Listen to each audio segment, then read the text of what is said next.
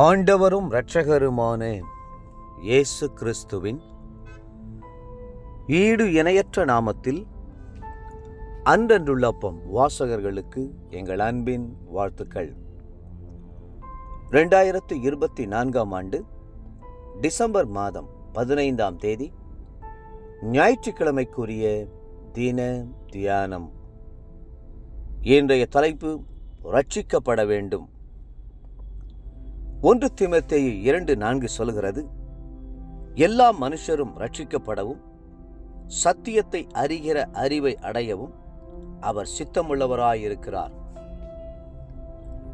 உங்களுடைய வாழ்க்கையின் நோக்கம் என்ன? எல்லா நோக்கங்களிலும் மிக மிக முக்கியமானது ரட்சிக்கப்பட வேண்டும் என்பதாகவே இருக்கும். பாவ மன்னிப்பு நிச்சயத்தை பெற்றுக்கொள்வதும் தேவனுடைய பிள்ளை என்கிற பாக்கியம் ஒருவரது அனுபவத்திற்குள் கடந்து வருவதும் அவரை அப்பா பிதாவை என்று அழைக்கிற புத்திர ஸ்வீகார ஆவியை பெற்றுக்கொள்வதுமே ரட்சிப்பின் அனுபவங்களாய் இருக்கின்றன. நீங்கள் ரட்சிக்கப்பட வேண்டும் என்பதற்காகவே இயேசு கிறிஸ்து மனிதனாய் பூமிக்கு இறங்கி வந்தார். இயேசு என்ற பெயருக்கு இரட்சகர் என்பது அர்த்தம்.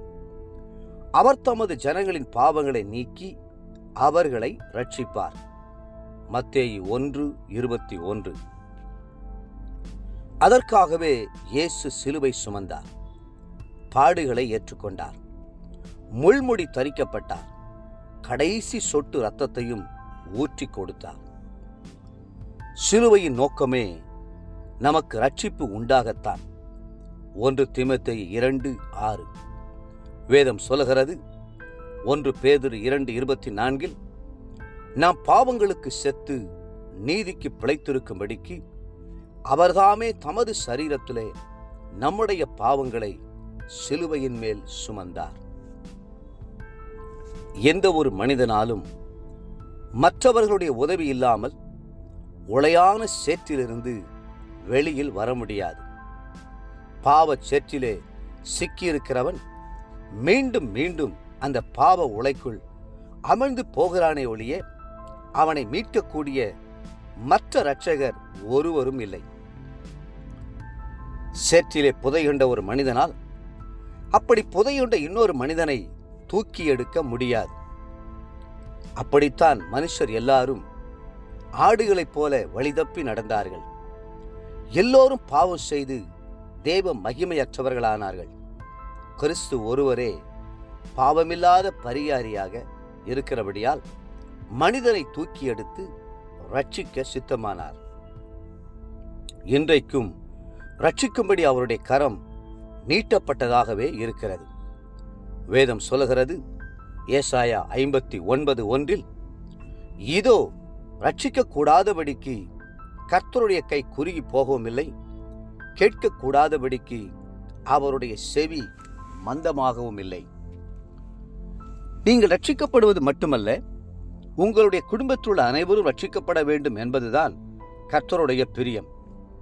ஒரு வீட்டில் ஒரு ஆள் ரட்சிக்கப்பட்டு விசுவாசிக்கும் போது அவர்களுடைய குடும்பத்தார் எல்லாரையும் நான் ரட்சிப்பேன் என்று கர்த்தர் வாக்களித்திருக்கிறார். கர்த்தராகிய இயேசு கிறிஸ்துவை விசுவாசி, அப்பொழுது நீயும் உன் வீட்டாரும் ரட்சிக்கப்படுவீர்கள். அப்போஸ்தலர் நடபடிகள் 16:31. ரட்சிக்கப்பட்ட நீங்கள் இருளில் கிடக்கிற அநேக ஆத்துமாக்களுடைய உள்ளத்தில் தீபத்தை ஏற்றி வைக்க வேண்டும். கர்த்தருடைய வருகையில் வெறுங்கையாக அல்ல, குடும்பமாகவும் 1000 ஆத்துமாக்களோடும் அந்த ரட்சிப்பின் அதிபதியை எதிர்கொண்டு போக வேண்டும். இன்றைய நினைவிற்கு எபிரெயர் 2:4 இவ்வளவு பெரிதான ரட்சிப்பை குறித்து நாம் கவலையற்றிருப்போமானால் தண்டனைக்கு எப்படி தப்பித்துக் கொள்வோம்? இன்றைய வேத வாசிப்பு காலை ஆமோஸ் 1, 2 மற்றும் 3 அதிகாரங்கள். மாலை வெளிப்படுத்தின விசேஷம் 6 அதிகாரம். அன்புக்குரிய அன்றன்றுள்ள அப்பம் வாசகர்களே, மீண்டும் உங்களை வாழ்த்துகிறோம். நீங்களும் உங்கள் குடும்பத்தார் அனைவரும் ரட்சிக்கப்பட வேண்டும் என்பதே தேவனுடைய சித்தமாய் இருக்கிறது. கர்த்தர் தாமே உங்களை ஆசீர்வதித்து மென்மேலும் உயர்த்துவாராக. ஆமென்.